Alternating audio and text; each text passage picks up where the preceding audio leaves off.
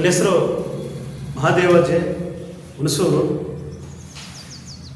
ಇವತ್ತು ನಾನು ಶ್ರೀಯುತ ತರಿಕಲ್ ರಾಜೂರವರ ಬಗ್ಗೆ ಮಾತಾಡಲಿಕ್ಕೆ ಒಂದು ಹೆಮ್ಮೆ ಅನ್ನಿಸ್ತದೆ. ಅವರು ಏಕಾಏಕಿ ಉದ್ಯಮಿ ಸಮಾಜ ಸೇವಕರಾಗಿ ಹೆಸರು ಮಾಡಿದವರಲ್ಲ. ಅವರಿವತ್ತು ಒಬ್ಬ ಯಶಸ್ವಿ ಉದ್ಯಮಿಯಾಗಿ ಸಮಾಜ ಸೇವಕರಾಗಿ ಸೇವೆ ಸಲ್ಲಿಸಲಿಕ್ಕೆ ಬಹಳ ಅಪಾರವಾದ ಶ್ರಮ ಮತ್ತು ಪರಿಶ್ರಮ ಕೆಲಸ ಮಾಡಿದೆ. ನಾನು ಬಲ್ಲಂತೆ ತರಿಕಲ್ ರಾಜೂರವರು ಬಹಳ ಬಡತನದ ಕುಟುಂಬದಿಂದ ಬಂದವರು.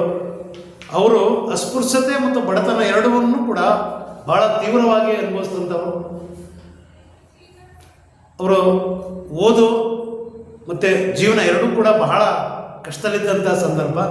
ಆದರೂ ಕೂಡ ಅವರು ಒಂದು ಛಲ ಬಿಡದೆ ತಮ್ಮ ಓದನ್ನು ಮುಂದುವರಿಸಿ ಒಬ್ಬ ಪದವೀಧರರು ಆಗಿ ಪದವಿ ನಂತರ ಅವರು ಅಧ್ಯಾಪಕ ವೃತ್ತಿಯನ್ನು ಕೂಡ ಮಾಡ್ತಾ ಅದನ್ನು ಮೊಟಕುಗೊಳಿಸಿ ನಂತರದಲ್ಲಿ ಅವರು ಒಂದು ಸಮಾಜ ಸೇವೆಯಲ್ಲಿ ನಂತರದಲ್ಲಿ ಅವರು ಉದ್ಯಮಿಯಾಗಿ ತಮ್ಮನ್ನು ತಾವು ಗುರುತಿಸ್ಕೊಂಡಂಥವರು.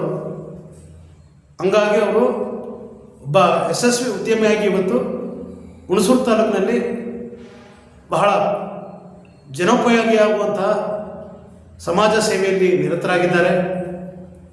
ಅವರೇ ಸ್ವತಃ ಅನುಭವಿಸಿದ ಬಡತನ ಮತ್ತು ಶಿಕ್ಷಣದ ತೊಂದರೆಗಳನ್ನು ಅನುಭವಿಸಿರೋದ್ರಿಂದ ಇವತ್ತು ಅತಿ ಹೆಚ್ಚು ಶಿಕ್ಷಣ ವಂಚಿತ ಮಕ್ಕಳಿಗೆ ಅಥವಾ ಶಿಕ್ಷಣ ಮಾಡ್ತಾ ಇರ್ತಕ್ಕಂಥ ಮಕ್ಕಳಿಗೆ ಬಹಳ ಸಹಕಾರಿಯಾಗಿ ಕೆಲಸ ಮಾಡಿದ್ದಾರೆ. ಮತ್ತು ಯಾವುದೇ ಊರಿನ ದೇವಸ್ಥಾನ ಇರ್ಬೋದು, ಜನರ ಕಷ್ಟಗಳಿರ್ಬೋದು, ಆಸ್ಪತ್ರೆ, ಈ ಥರದ ಯಾವುದೇ ಸಮಸ್ಯೆ ಇರತಕ್ಕಂಥ ಜನರಿಗೆ ತಮ್ಮದೇ ಆದ ರೀತಿಯಲ್ಲಿ ನೆರವು ಮಾಡ್ತಾ ಬರ್ತಾ ಇದ್ದಾರೆ. ಹಾಗಾಗಿ ಇವತ್ತು ಹುಣಸೂರಿನಲ್ಲಿ ತರಿಕಲ್ ರಾಜು ಅನ್ನೋದು ಒಂದು ಹೆಸರು. ಹೀಗಾಗಿ ಅವರು ಒಬ್ಬ ಯೂತ್ ಐಕನ್ ಆಗಿ ಇವತ್ತು ನಮ್ಮ ಎಲ್ಲ ದಲಿತರ ಯುವಕರ ನಡುವೆ ಕಾಣಿಸ್ತಾ ಇದ್ದಾರೆ.